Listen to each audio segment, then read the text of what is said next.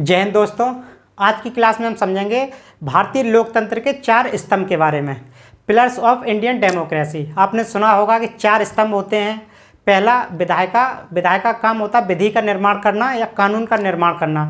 दूसरे नंबर पे आता कार्यपालिका। उसका काम है जो विधि जो कानून जो निर्माण हुआ है जो बना है उसके अकॉर्डिंग काम करना और उसको इम्प्लीमेंटेशन करवाना। तीसरे नंबर पे आता है न्यायपालिका। उसका काम है कानून के अनुसार न्याय दिलाना। और चौथे नंबर पे आती है मीडिया। मीडिया को चौथे नंबर पे रखा था, लेकिन मैंने यहाँ पे 3 ही सिर्फ लिखे हैं क्योंकि विधायिका, कार्यपालिका और न्यायपालिका अपना काम अच्छे से कर रही है, लेकिन मीडिया का जो काम है वो आज के समय में अपना उतने अच्छे से जो कर्तव्य है उसका वो नहीं कर रही है, इसलिए मैंने यहाँ पे इसको नहीं लिखा है। चौथा पिलर एक तरीके से ये कह सकते हो आप, वो ढह गया है। आपको पता है कि जो भारत की जो मीडिया है उसका 161वें नंबर पे है विश्व में, तो आप समझ सकते हैं क्या हालात हैं। किसी भी लोकतांत्रिक देश को मजबूत करने के लिए मीडिया का इतना बड़ा रोल है, तभी उसको डेमोक्रेसी में चौथा पिलर बोला गया है। ऐसे नहीं चौथा पिलर बोला गया है, उसका बहुत बड़ा रोल है। निष्पक्ष लेकिन जब तक नहीं होगी तब तक वो तरक्की नहीं कर सकती है, कोई भी मतलब डेमोक्रेसी अच्छे से नहीं काम कर सकती है। अगर देखो मीडिया का काम है कि अगर सरकार अच्छा काम कर रही है तो भाई उसको दिखाइए कि सरकार ने ये देश के हित में काम किया है, ये जनता के हित में काम किया है। लेकिन अगर वहीं दूसरी तरफ अगर सरकार गलत काम कर रही है तो उसको भी जनता के बीच में ले जाइए कि सरकार ने ये गलत काम किए हैं। ऐसा नहीं कि गलत काम कर रहे हैं उसको आप दिखा नहीं रहे हैं, बस अच्छे काम ही दिखाए जा रहे हैं, तो ऐसा नहीं है। सरकार अच्छे काम भी करती है, खराब भी काम करती है कहीं ना कहीं, तो दोनों पहलू तभी आप दिखा सकते हैं जब आप निष्पक्ष हों। आज के टाइम में मीडिया क्या कर रही है, 4 लोगों को बैठाल के छोटे छोटे फ्रेम में आपस में लड़वाती रहती है, ऐसे मुद्दों पर बहस करवाती है जिसका ना तो जनता से कोई मतलब है और ना ही मतलब देश के विकास से काम है, बस फालतू की चीज़ें दिखानी है। उधर आप नॉर्थ ईस्ट में क्या हो रहा है ये बहुत सारी जनता को पता ही नहीं कि क्या हुआ है वहाँ पे, तो ये सब दिखाना चाहिए। लेकिन आज की जो मीडिया का बस काम है अपना कि हेलीकॉप्टर शॉट दिखाना और उन 4 लोगों को बैठाल के उन पर लड़वाना, ठीक है। तो इसलिए मैंने यहाँ पर मीडिया को नहीं लिखा है। अब बात करते हैं, अपने टॉपिक पे आते हैं कि विधायिका क्या होती है, ठीक है। तो सबसे पहले हम समझते हैं विधायिका क्या होता है। विधायिका को इंग्लिश में बोलते हैं लेजिस्लेचर। विधायिका, विधायिका का मतलब विधि, विधि का निर्माण करना। विधायिका का मतलब है विधि, विधि बनाना मतलब कानून बनाना, ठीक है। तो अब सबसे पहले समझते हैं भाई कानून कहाँ बनेगा और कैसे बनेगा। तो विधायिका में सबसे पहले एक तो आता है सेंट्रल लेवल पर और एक विधि बनती है स्टेट लेवल पर। जो कानून है जो विधि है, आपको पता है 3 तरीके की सूची होती हैं, एक केंद्र सूची होती है, एक राज्य सूची होती है और एक समवर्ती सूची होती है। केंद्र सूची वो होती है जिस पर केंद्र का अधिकार होता है कानून बनाने का। राज्य सूची में राज्य सरकार बनाएगी और समवर्ती में दोनों बना सकती हैं। तो यहाँ पे एक सेंट्रल है और यहाँ पे स्टेट है, राज्य, और ये केंद्र। तो केंद्र में जो भी विधायक विधि बनेगी तो वो कहाँ बनेगी, केंद्र में, वो संसद के अंदर बनेगी। जो केंद्र में जिसकी सरकार होगी, इस केंद्र के लिए जो भी मुद्दे हैं तो उसमें जो भी कानून या जो विधि बनेगी वो कहाँ बनेगी, सेंट्रल के लेवल पर, वो बनेगी संसद में, ठीक है। तो सबसे पहले हम केंद्र का समझते हैं। केंद्र में हो गई संसद, ठीक है। अब संसद के 2 भाग होते हैं, आपको पता है, एक होता है लोकसभा और एक होता है राज्यसभा। अभी जो वर्तमान में जो चुनाव चल रहे हैं हर जो 5 साल में आते हैं वो चल रहा है लोकसभा का चुनाव। अब लोकसभा में जो हम लोग जो प्रतिनिधि जो खड़े हैं, जो प्रत्याशी खड़े हैं, उनको आम जनता डायरेक्ट चुन के भेजती है, अपना वोट डालती है और वो चुन के भेजती है। तो जो लोकसभा का चुनाव होता है वहाँ से जो प्रत्याशी जीत के आता है वो बनता है सांसद। वो सांसद बैठता है लोकसभा में, ठीक है। सेंट्रल का काम है क्योंकि सेंट्रल का चुनाव है, तो सेंट्रल में संसद 2 भाग हो गए, लोकसभा राज्यसभा। तो अभी जो चुनाव चल रहे हैं प्रत्याशियों के, जो वहाँ से जो प्रत्याशी जो जीत के आएगा वो बनेगा सांसद, उसको बोलते हैं मेंबर ऑफ पार्लियामेंट, ठीक है। वो बैठेगा लोकसभा में, ठीक है। दूसरा पार्ट इसका होता है राज्यसभा, ठीक है। राज्यसभा में भी एमपी बैठते हैं, लेकिन वो एमपी को कौन चुनता है, जो स्टेट के जो एमएलए होते हैं, जो विधायक होते हैं, वो यहाँ पे चुन के भेजते हैं, ठीक है। इनका ये जो है लोकसभा, इसको निम्न सदन बोलते हैं और राज्यसभा को उच्च सदन बोलते हैं। लोकसभा का विघटन हो जाता है हर 5 साल में और पहले भी हो सकता है अगर सरकार अल्पमत में आ जाती है, ठीक है, पूर्ण बहुमत से कम अगर होता है। और राज्यसभा का कार्यकाल प्रत्येक जो सदस्य है उसका 6 वर्ष का होता है और 2 साल में 1/3 सदस्य हैं वो उनका क्या कार्यकाल खत्म होता रहता है, ठीक है। अब बात करते हैं विधि का। तो विधि जो लोकसभा में सबसे पहले कोई भी कानून बनेगा, कोई भी बिल अगर आएगा, कोई भी विधेयक, तो सबसे पहले लोकसभा में होगा पास, ठीक है। लोकसभा में पास होने के बाद फिर वो चला जाएगा राज्यसभा में, ठीक है। राज्यसभा में बहस होगी, बिल पास हो गया राज्यसभा से, उसके बाद वो कहाँ चला जाएगा, प्रेसिडेंट के पास। यहाँ पे बैठे सबसे ऊपर है प्रेसिडेंट, ठीक है, यहाँ बैठे प्रेसिडेंट। तो जो विधि है, जब तक कोई भी जो कानून है वो तब तक कानून नहीं बनेगा जब तक जो प्रेसिडेंट है उनके हस्ताक्षर नहीं हो जाते हैं। तो यहाँ पे जो है ना, संसद में, लोकसभा राज्यसभा में विधेयक लाया जाता है, बिल लाया जाता है, और बिल एक्ट तब बनता है, कानून तब बनता है जब वो लोकसभा से पास हो जाए, राज्यसभा से पास हो जाए और प्रेसिडेंट के साइन हो जाए, हस्ताक्षर हो जाए। ठीक है, तो लोकसभा से पास हो गया, सांसद जो हैं, जो चुन के आए हैं लोकसभा से, चुनाव से, तो यहाँ से क्या हुआ, पास हो गया। उसके बाद राज्यसभा में जो सांसद बैठे हैं, यहाँ से पास होने के बाद कहाँ जाएगा, प्रेसिडेंट के पास जाएगा, प्रेसिडेंट उस पर साइन कर देंगे, तो जो विधेयक है, वो जो बिल है वो एक्ट बन जाएगा। ठीक है, कानून बन जाएगा। ठीक है, अब कानून बन गया, अब वो इनके पास है, राष्ट्रपति जी के पास है। ठीक है, अब विधायिका का यहाँ पे काम खत्म हो गया, यहाँ पे विधायक का काम खत्म हो गया। तो अभी केंद्र की मैंने बात करी है, अब बात कर लेते हैं वो वैसे स्टेट में आपको पता है विधानमंडल होता है। अब विधानमंडल में जैसे यहाँ संसद है तो वहाँ विधानमंडल होता है, स्टेट पर, राज्य की बात करें। और यहाँ पे भी 2 सदन होते हैं, एक विधानसभा होता है, एक विधान परिषद होता है। तो विधानसभा का चुनाव हर 5 साल बाद होता है, जिससे क्या होते हैं, हम लोग जो आम जनता डायरेक्ट जो चुनाव मतलब अपना वोट डालती है, इसमें जो प्रत्याशी खड़ा होता है विधानसभा चुनाव में, यहाँ से बनता है विधायक। ठीक है, MLA बोलते हैं, मेंबर ऑफ लेजिस्लेटिव असेंबली। तो यहाँ से जो विधानसभा का चुनाव होता है, इसमें विधायक बनते हैं और विधायक दल का एक नेता चुना जाता है, उससे बनता है मुख्यमंत्री। जबकि सेंट्रल में सांसदों का जो एक जो नेता चुनते हैं, जब सांसद बन जाते हैं तो उसमें अपना जो नेता चुनते हैं प्रधान, उसको बोलते हैं प्रधानमंत्री। ठीक है, तो यहाँ पे विधानमंडल की अगर बात करें स्टेट लेवल पे, तो विधानसभा में यहाँ पे अगर कोई विधि बनाना, कोई कानून बनाना है, तो बिल लेके आएंगे, विधेयक लेके आएंगे, कहाँ पे, विधानसभा में। यहाँ पे जो MLA बैठे हैं, विधायक, ये पास कराएंगे अपने बहुमत से। ठीक है, उसके बाद वो चला जाएगा विधान परिषद में, यहाँ पे बैठते हैं MLC। ठीक है, MLC यहाँ पे बैठते हैं, मेंबर ऑफ लेजिस्लेटिव काउंसिल। तो MLC यहाँ पे हो गए। विधानसभा जब यहाँ से पास हो जाएगा, उसके बाद कहाँ चला जाएगा, उसके बाद यहाँ पे बैठते हैं आपके गवर्नर। ठीक है, गवर्नर। राज्य स्तर पर विधानसभा और विधान परिषद से जो बिल है, वो विधेयक है, दोनों जगह से पास होके गवर्नर के पास जाएगा, और ये जब तक साइन नहीं करेंगे तब तक वो एक्ट नहीं बनेगा। अगर हम वहीं अब केंद्र की बात कर लें, तो लोकसभा राज्यसभा के पास, प्रेसिडेंट के पास जाता है साइन होने के लिए, और वहीं अगर स्टेट की बात करें तो विधानसभा और विधान परिषद से गवर्नर के पास जाता है। जैसे गवर्नर साइन कर देता है तो वो जो विधेयक है, वो बिल है, वो एक्ट बन जाता है। ठीक है, अब विधान परिषद की अगर बात करें तो वर्तमान में सिर्फ 7 ऐसे राज्य हैं जहाँ पे विधान परिषद है। कौन कौन से वो राज्य हैं, यूपी में है, बिहार है, आंध्र प्रदेश है, महाराष्ट्र है, और तेलंगाना है, और कर्नाटका है।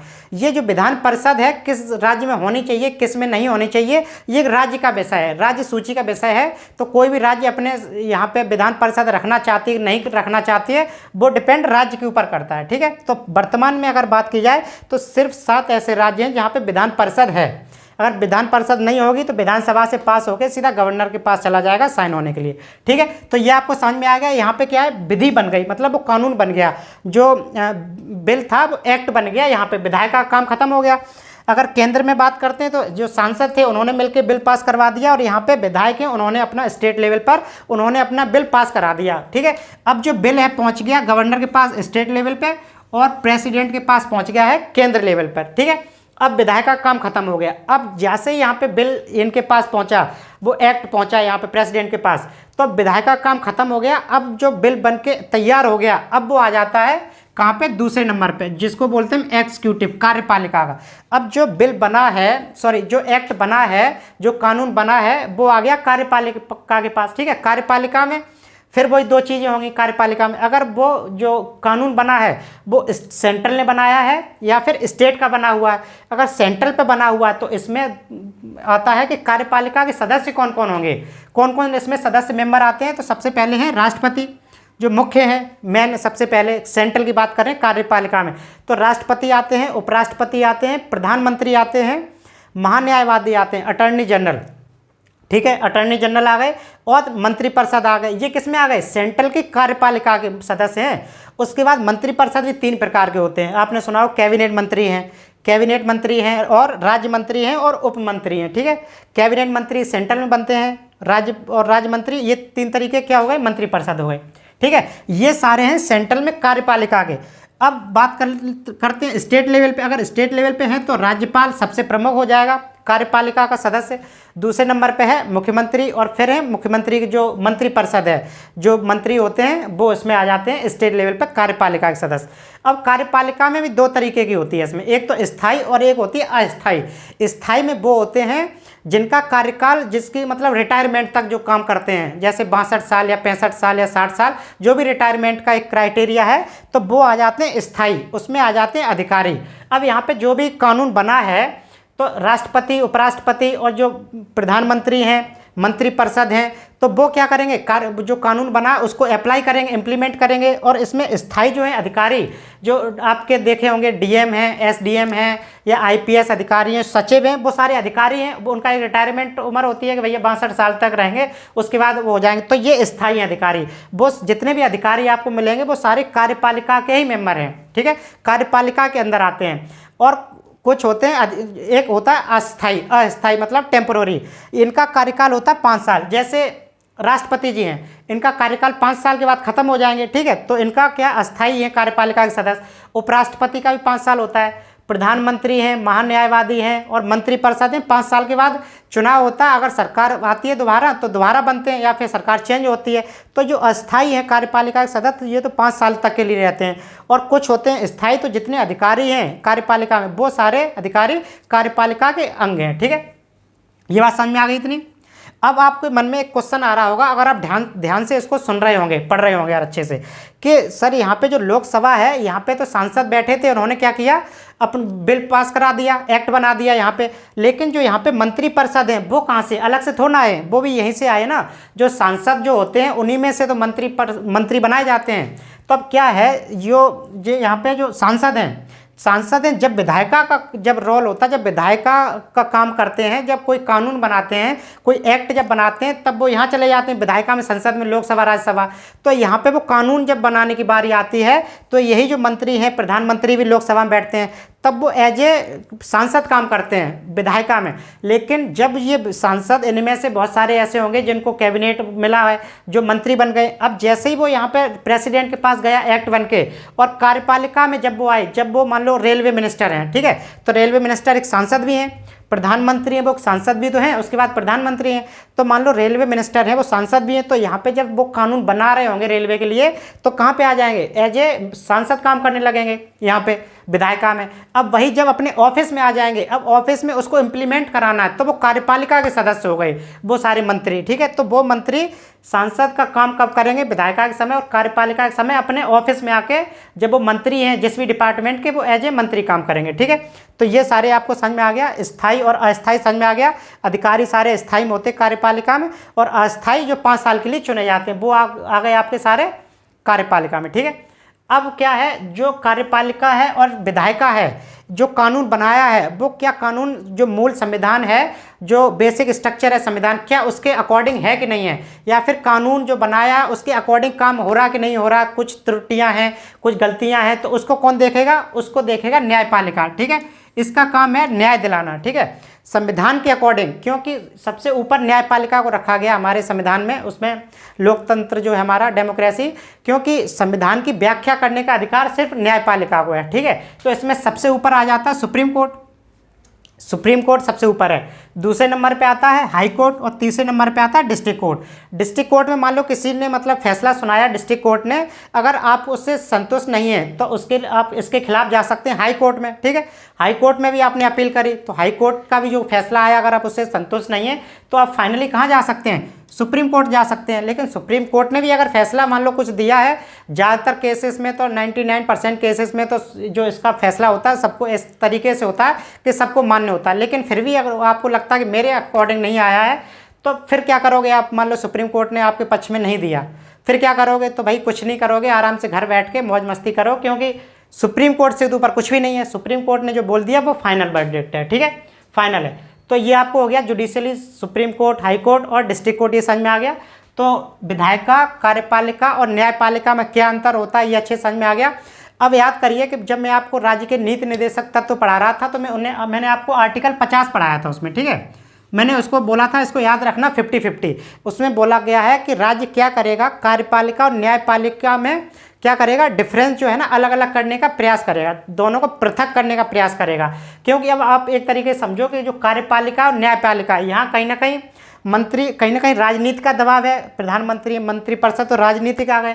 अब कार्यपालिका जो काम कर रही है अगर कानून के अकॉर्डिंग नहीं कर रही है और न्यायपालिका और कार्यपालिका की आपस में मिली भगत है, तो निष्पक्ष जो भी चीज़ है वो निष्पक्ष नहीं हो पाएंगी।